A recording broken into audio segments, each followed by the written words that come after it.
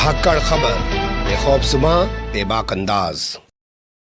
धाकड़ खबर के news room से मैं आपके साथ हूं अकरम रईस खान। जिस तरह से गो हत्यारा बताकर, जी हां, जिस तरह से गो हत्यारा बताकर, गोवध करने वाला बताकर, कत्ल खाना चलाने वाला बताकर, कसाई बताकर कुछ तथा कथित गो भक्त, गो रक्षक, गो सेवक उन मुसलमानों से उन गायों को छीन कर ले जाते हैं और मुसलमानों की हत्याएं तक कर डालते हैं, जिन गायों को पाल पोसकर मुसलमान दूध बेचकर अपने परिवार का पालन पोषण करते हैं और बाद में उन गायों को उनके हाल पर मरने के लिए छोड़ देते हैं या उनको बेच डालते हैं। आज तक कोई भी एक ऐसी रिपोर्ट सामने नहीं लाई गई है कि इतनी सारी गायें पकड़ी गई हैं और उसके बाद इतनी सारी गायें आज तक बची हुई हैं, बढ़ गई हैं कि घट गई हैं। कहां गायें चली जाती हैं कुछ पता नहीं है, पर लगता है जो ये तथाकथित गोरक्षक करते हैं वैसा ही उत्तर प्रदेश में सरकार और सरकारी सिस्टम करता हुआ दिखाई दे रहा है। उत्तर प्रदेश के अमेठी जिले में रहने वाले आरिफ के साथ, आरिफ से उसका सारस छीन कर ले जाया गया और उसके बाद से सारस का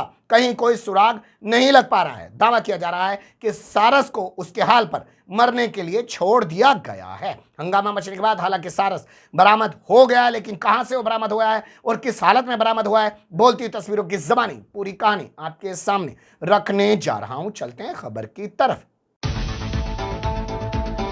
सबसे पहले आपको ताजा हालात से रूबरू करा देते हैं। जैसा कि आप लोग जानते हैं, उत्तर प्रदेश का एक जिला है अमेठी, वहां का एक रहने वाला लड़का है आरिफ। उसको घायल अवस्था में मिला सारस और उसने सारस को ठीक किया, पाला पोसा और उसके बाद सारस की उससे ऐसी दोस्ती हो गई कि जहां जहां वो जाता था वहां वहां सारस उसके साथ रहता था। कुछ लोगों ने ऐसे वीडियो भी बनाए कि अगर आरिफ के आसपास कोई लड़की आने की कोशिश कर रही है तो सारस नाराज हो जा रहा है और उस लड़की को भगा दे रहा है। इंटरव्यू करने बहुत सारे पत्रकार पहुंचे हैं, उस दौरान ये तमाम तरीके की चीजें सामने आई है और ये कहानी देश ही नहीं पूरी दुनिया के अंदर हिट हुई है। अब इससे सारस छीन लिया गया है। वो तस्वीरें आपने कल देखी होंगी, आज फिर से एक बार हम आपके सामने तस्वीरें रख रहे हैं कि कैसे उससे सारस छीन के ले जाया गया और उसके बाद वो कैसे रो रहा है, कैसे अपने दर्द को बयान कर रहा है, उसी की ज़बानी सुन लीजिए। आप लोग दुआ करिए, जो भगवान से प्रार्थना करिएगा कि वापस आ जाए मेरे पास। मैंने क्या गलत किया था उसमें, बस एक पक्षी की जान ही तो बचाई थी।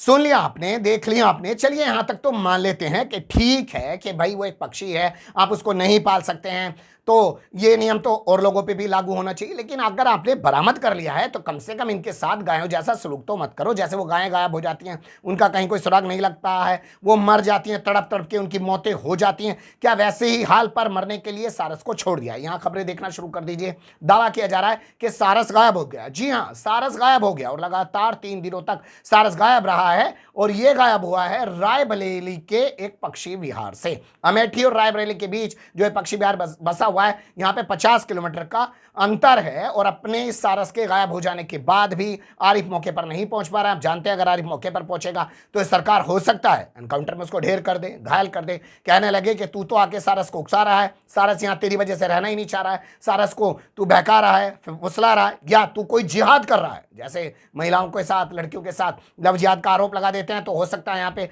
पक्षी जिहाद का आरोप लगा दे कि आदित्यनाथ योगी के राज में राज के पक्षी के साथ किसी तरीके का जिहाद किया जा रहा है, पर वो रो रहा है। ये तमाम जगह दिखाई दे रहा है। तो कुल मिलाकर ये कि सारस गायब है और सारस गायब हो जाने के बाद हल्ला मचा, अब जाकर सारस बरामद हुआ है। किस हालत में सारस बरामद हुआ है और कौन लोग सारस की कैसे केयर कर रहे हैं वो देख लीजिए। अरे कौनो पक्षी पकड़े थे? हमका क्या पता रहा बेटा, ये काट लियो तुम तो बार बार या हमें रहता हो दौरा तो खून निकाल लियो, होठ फुला दियो, कहाँ कर दियो, हैं? ये वो एक जोकर चिरैया ना जोकर है। पक्षी बिहार वाले नहीं समझ पा रहे हैं, जा रहे थे लौट आए हैं। पक्षी बिहार वाले नहीं समझ पा रहे हैं, बहन कुत्ता खाए डाल बेचारे का। ले बेटा खाना खाओ, काट ले, हम फोटो खींचो और जैका 1-1.5 लाख। देख लिया सारस कैसे बरामद हुआ है। अब यहां अखिलेश यादव का एक वीडियो मैं आपके सामने रखने जा रहा हूं जिसमें वो दावा कर रहे हैं कि सारस को मरने के हाल पर छोड़ दिया गया। उसके पीछे कुत्ते घूम रहे थे, वो दौड़ रहे थे, उसको दौड़ा रहे थे और आसपास के लोगों ने किसी तरह उसको बचाया। जो पक्षी विहार है उससे 5 किलोमीटर की दूरी पर एक गांव में सारस बरामद हुआ है। सुन लीजिए अखिलेश यादव को। हम सब स्वीकार करते हैं कि सारस उससे लगाव रखता था। सरकार को क्या सूझा कि सारस को उठा ले गए? अगर उठा ले गए थे तो जिम्मेदारी सरकार की बनती है, वन विभाग की बनती है कि उसकी सेवा करते। अब वो चला गया कहीं, जाने के बाद अगर गांव के लोगों ने उसकी सेवा न की होती, पकड़ करके सुरक्षित न रखा होता, कुत्ते दौड़ा रहे थे, कुत्तों से न बचाया होता, तो आज क्या स्थिति होती? उसकी जान चली जाती तो जिम्मेदार कौन होता? और फिर अगर इसी तरीके से आप कोई मान लो बिस्किट भी खिलाता है, कोई दाना खिलाता है, पूरे देश ने देखा कि प्रधानमंत्री जी मोर को अपने घर पे खिला रहे थे। क्या ये वन विभाग के लोग मोर को ले आएंगे वापस? बहुत सारे घरों में मोर अपने आप आता है, लोग दाना खिलाते हैं। क्या अब मोर को उठा लाएंगे वन विभाग के लोग? बीजेपी के मंत्री कह रहे हैं कि भाई सुन लिया आपने अखिलेश यादव को, बहुत गंभीर वो आरोप लगा रहे हैं और वो सीधे तौर पे कह रहे हैं कि भैया अगर इतने ही पक्षी प्रेमी हो तो नरेंद्र मोदी से भी उन मोरों को अलग करा दो, वहां से भी उन मोरों को पकड़ लो। क्या है मोरों वाली कहानी वो भी देख लीजिए। प्रधानमंत्री नरेंद्र मोदी को प्रकृति और पशु पक्षियों से गहरा लगाव रहा है। ये तस्वीरें प्रधानमंत्री निवास की हैं, जहां वो मोरों को दाना खिलाते हुए नजर आ रहे हैं। पीएम मोदी का स्नेह इन बेजुबान पक्षियों को भी उनके करीब ले आया।